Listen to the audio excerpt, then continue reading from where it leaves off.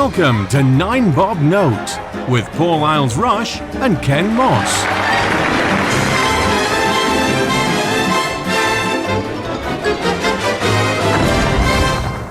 Hello everybody and welcome to 9 Bob Note. I am Paul. And I'm Ken. Hi there. Hello. We've been away for a couple of weeks, Ken. I think we forgot how many Saturdays there are in January.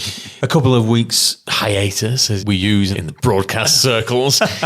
Yes, well, we're now on January the 42nd. And before we do start, I'd just like to say, give a little shout out to Frankie Pie, who sent us a lovely little message on Twitter. I'm missing you. You've been off. Is the podcast on a break? It's been a busy January, as with all Januaries. There are 8 and 9 weeks in it before you start February. And we've both been busy, but it's always nice to know that our single listener out there is really enjoying it. So it's nice to be missed. So thank you very much, Frankie. It was a nice little lift, that. It was a nice concerned tweet. Yes. Thanks, Frankie. You don't get many of those on Twitter. Ken, you're back in the driving seat this week. We haven't just mixed up the rota. You're back in for a very special reason. It is. It's my birthday, St. Valentino's Day. And as a result, it's my crack at the birthday honours. Stephen Fry. Oh. Yes. I've always been a fan of Stephen Fry. He's... For those of you who don't know who he is, I mean, I'm not even going to... you don't deserve to be listening to this podcast. Off you go and find out who he is. He is England's most prominent... Is eccentric the word? But he's very knowledgeable. He's an actor, comedian, writer. He was the first host of QI.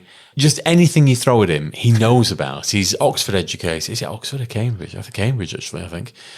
I should know. I've read all of his autobiographies. I should have remembered which one it is. But he is proudly and openly homosexual and clearly has been for a very long time. I think to the point where his autobiographies, if you go through them, it details from a very early age up to, he's got to the late 90s now with his latest autobiography.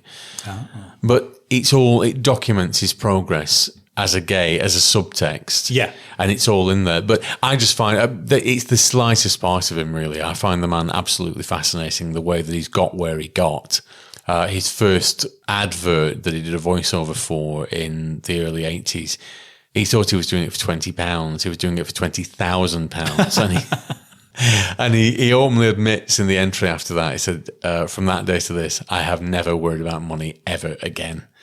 It's just this great roller coaster tale of a man who was, despite the fact that he's had some questionable private activities, he had a long-running cocaine habit. I cannot and will not ever countenance the use of, cocaine, heroin, anything like that. I know the drugs just are not for me. I'm quite happy with gin and the occasional cigar. That will do me nicely. That aspect of it, I don't like. And he himself is quite derisory of. He doesn't look back on it as his proudest habit over that period of years. But everything that he's about, he makes impassioned speeches. He's done a few of the Wreath lectures. Whenever he's asked to speak on anything, he's always erudite and he's always knowledgeable. And this is where you'll come in, because I suspect at some point he's been either a Pink News Award winner or something, or from the gay side of the coin, what is he to you guys? Well, I mean, he's very much... So drowned, didn't you? What a way to go. Oh, went down wrong hole. Oh, is that a Stephen Fry quote? It should be, shouldn't it? Back to Stephen Fry, you were saying. Yeah, he is everything that you've already said. I think one of the things is he's always known he's gay, or for quite a long time. I think, and obviously I haven't researched this. That would be monstrous, yes. Yeah. Neither have I, even though I knew this was coming up. Yeah. Where's the fun in that? I think, though, he was outed, or he was forced to come out rather than just choosing to do it. I'm not 100% sure that's true, but I think it was around. He did have as you say, a big crisis. He had a drug addiction and quite a lot of mental health problems. He disappeared completely for a while, didn't he? He was in a play. I think it was 1996. He was in a play called Cellmates, and he just one night he just went. He just left. Fairly sure he ran off abroad. Yeah, and just disappeared for a few years. For anybody else, that would have been career ending. That would have been not job. He's off his head. Yeah. And there'd been picture in the Sunday Mail or something of him on a beach somewhere, Stephen Fry on the rocks or some other porn, a blurry photo from 250 yards away. And that would have been the end of that. He somehow bounced back from it. I think it was maybe because he came back and he talked about what had happened, and he talked about the fact that it was his fault that he'd got into drugs, and he didn't blame anyone else or anything like that. It was this is what happened to me. This is why I went off the rails. I went away. I'm back now. If you'll have me, then and obviously that kind of helps to endear himself to us. Everyone's sort of been through stuff where and done things that we're not really proud of. It just happens that his were completely in the public eye. Yeah.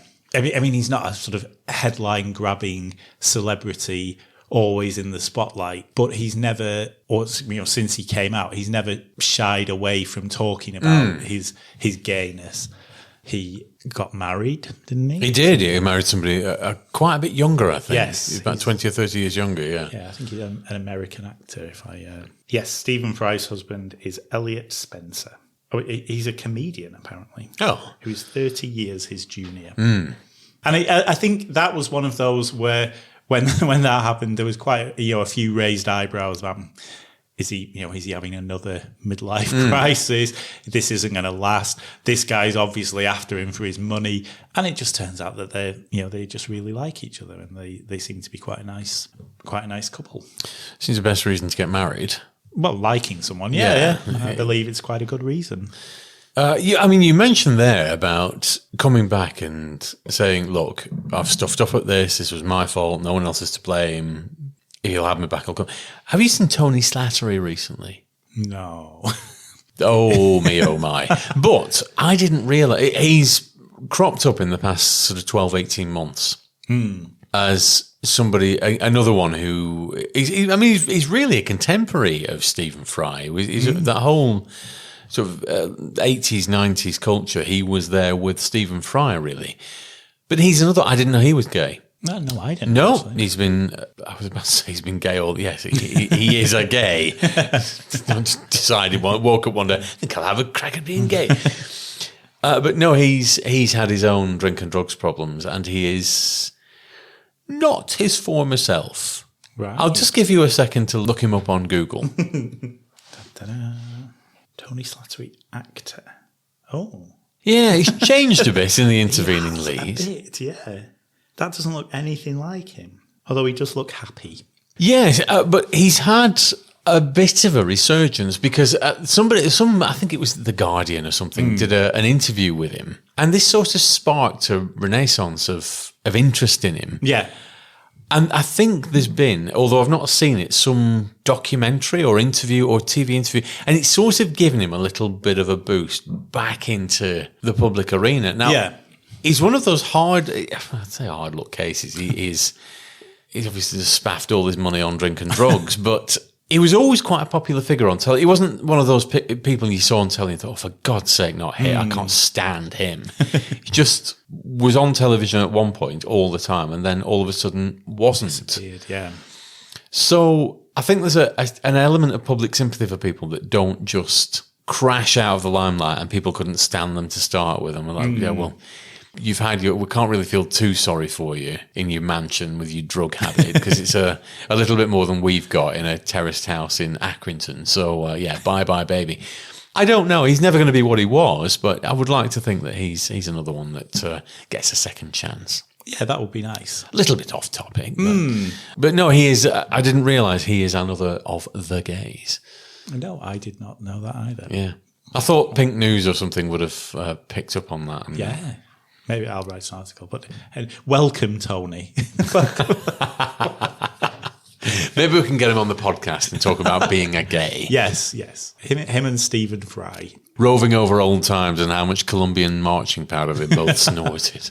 Yeah. But Stephen Fry, he's given some amazing talks. I remember him doing, I think it was one of the Wreath lectures a few years ago, which is a BBC thing that they do every year, and they get guest speakers on to talk about.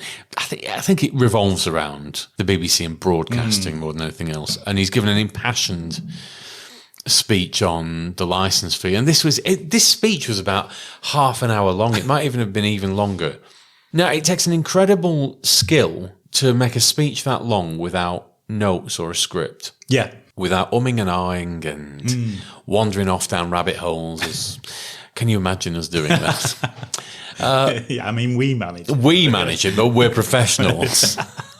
And just this incredibly knowledgeable speech about something with passion and verve about it. It's not just, I believe passionately in this and we should all be moving forward for a better world. And it's not that. There's more to it. There's a vibrancy to everything that he says and every interview that he gives. It's alive and it's well informed. And a lot of interviews you see on TV, they're not like that. I've not seen it yet, but have you seen the Courtney Cox one with Graham Norton? That's been slated this week as somebody who really couldn't be arsed being there. Oh, no. Wow. Oh, no, she just looked completely bored and she was giving sort of one-word answers and to promote Scream 5 or 6 or 7 or whatever it is where they're up to now.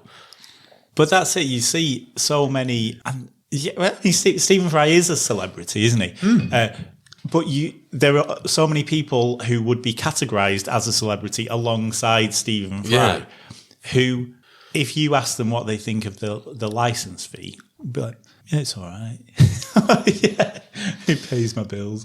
I mean, obviously, he will have done some research, but as you say, it all comes from the heart. And whatever he's talking about, if they asked him to speak about, I don't know, orangutans, and it wasn't something that he knew anything about, then he wouldn't do it. He wouldn't just, or he would say, right, I don't know anything about orangutans. I'll go away and find something out, but maybe I'm not the best person. He strikes me as, whereas if you asked Amanda Holden to do it, she'd be like, yeah, I can talk for half an hour. And she probably would. She wouldn't do any research. She'd probably talk, and she'd take the money. And we wouldn't know anything about orangutans by the end of it, but she got paid for it. And that's kind of what sets Stephen Fry apart. He's got integrity. He was the perfect host for QI. He's now been taken over by Sandy Toksvig, who is a worthy successor. I mean, she's equally, she's on that level of, if somebody fires something at her, obviously they've got an earpiece. Yeah. But they're straight back. They're not filling time while the researchers find something for them to say. They're straight back with, no. This Renaissance painter in the 16th century. It was it's straight back. Yeah. This is encyclopedic knowledge that the vast majority of people don't have, and it's just bloody there. And he's just entrancing to watch. Again, Graham Norton. He's been on Graham Norton. Graham Norton. We both have a soft spot for as a show because the guests, they are the focus of the show. Yeah. But Stephen Fry has been on it. I think he's been on it a few times, but he has ended up being the focus. The guests have all started talking to him. Yeah. And he's been entertaining these mesmerized, usually American guests. Yeah. With his knowledge. And it's just, you think, it's just brilliant to watch. It's brilliant to watch. He seems like the kind of guy who it would be really nice to sit down in a pub and have a few beers with and just ask him loads of questions. Well, I'm putting together it's a long, slow burn, this one. I'm putting together my ideal dinner guest. Right. He is on the list. There's him and Colin Baker. Colin Baker is another one who's a very erudite man. Tom Baker would be on there. I think that would be a clash of wills if Tom Baker was in there. But Colin Baker, when you hear him talk, he's another one. He's a wordsmith. He's got a real passion for words. I can't understand why he's not been on. He's had a stint on Dictionary Corner, right, on Countdown, and he's exactly the sort of person that you want because he's got this encyclopedic knowledge of words, and he'll go through scripts and do you really mean that word? Do you not mean this word? So he's not an actor that just churns it out. Same stable as Stephen Fry. We must do that. That's an episode I'm going to scribble down. Ooh. Ideal dinner guests. We each get 4. It's one to chew over. Yeah. Yeah. But rounding off on Stephen Fry, yeah, he's just one of those national. I think he's attained national treasure status. Absolutely. And it's an accolade reserved for you. Really need to have put the hours in to get that now. And now he can add to that the birthday honours accolade that he's going to carry with him for the next year. He can indeed. So, Stephen, I salute you, sir. I present you with this prestigious award. Amen. Men being the opposite. Yes, forever and ever, gay men. Yes, queen! Yes, queen! Yes, queen! So, yes, we don't do feather boas and things for the awards. It's just they are as important as they are. They've got the award. We don't need to sully it by draping them with pink feather boas. It's not what he would have wanted. It's not. There we have Ken's first birthday honour crowned. May there be many more, but Stephen, carry the crown with you proudly for 2022 for the rest of the year. We are off to celebrate your birthday, Ken. I'm sure we'll be back next week. If not, Ken will be tied to a lamppost somewhere in Wales, in darkest Wales. Yeah. God Almighty, what am I doing? Going to Wales voluntarily? This had better be good. There will be gin. Until next week, boys and girls. Thank you for listening. Goodbye.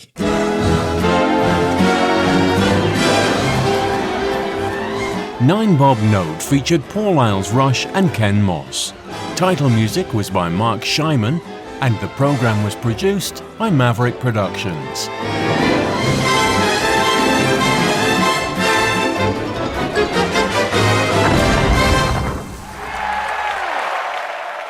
For more information, please visit maverickproductionsuk.blogspot.com or find us on social media.